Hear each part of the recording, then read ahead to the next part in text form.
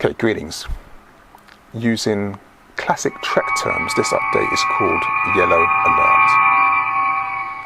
Now, there's been a lot of numbers, strategies and theories about coronavirus circulating in the media recently, and for people like you and I who prioritise the lives of our loved ones before the economy, what does it all mean? Well, first you have to know how to read the figures. The daily numbers of those tested positive that's been given to us is actually meaningless. We have no comparator to make sense of the figures, and more importantly, we have no confidence in the test and trace system. The testing figures are only useful for showing us one thing, and that's the virus's growth rate. Now, the certain numbers that are most important for us to follow are the numbers of deaths that occurred in the last 24 hours. But remember, politicians now calculate this number with a new formula. It reports that there have been around 10,000 less. But things are bad. And this is especially when we're witnessing the equivalent of a whole street dying every day. Anyway, the next number to watch is the number of people in hospitals, both nationally and in your area. Keep an eye on how many are in intensive care, because there's an added complication for those of us who are African, Asian, or of any other minority ethnic heritage. You see, we face a serious risk of death if we're placed in ICU. Our recovery rate once placed on a ventilator is not good. And this is not because we are genetically vulnerable to COVID. No. It's because we are made extra vulnerable to the circumstances around coronavirus by the same structural systems of institutional racism that blight our life chances at work when we're forced onto the front line, on the streets with racist policing, and in our homes when we have limited or no income. There's a lot of redundancies going on. We have no money for food, rent, and this is causing intense stress about how we're going to survive in the future with no jobs and a government that is actively against us.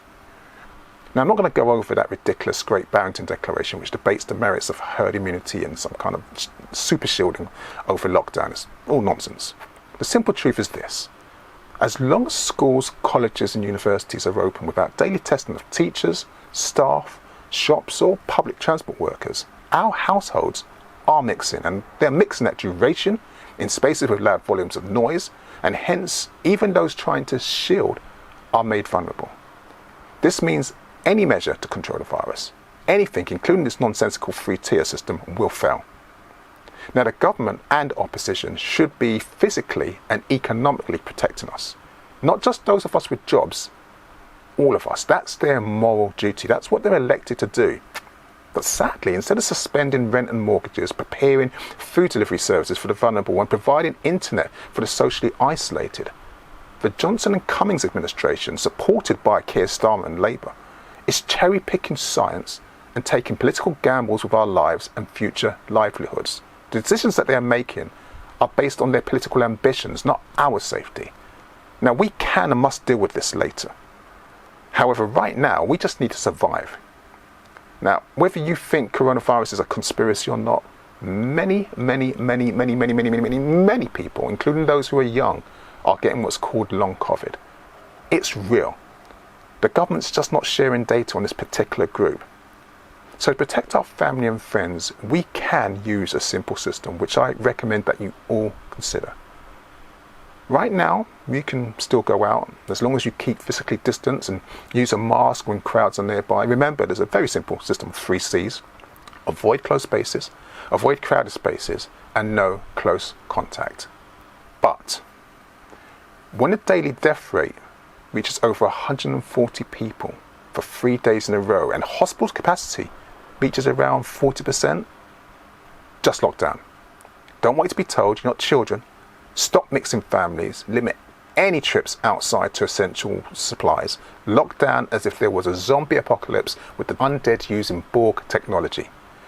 You see, once a death rate and hospital admissions are that high, unless there is what they're calling a circuit break, we will have around 3 to 4 weeks before we start seeing over 500 people a day dying. And at that point, the NHS will be overstretched. Locking down then will be too late. Hand claps won't cut it. And at that rate, we'll be losing too many souls. And whatever your politics are, you can be certain that some of them will be our loved ones and friends. Now, I'm not trying to scare you, but in Trek terms, we're on yellow alert. So please be careful, but be ready to raise shields. May the ancestors continue to guide and protect us. Asher.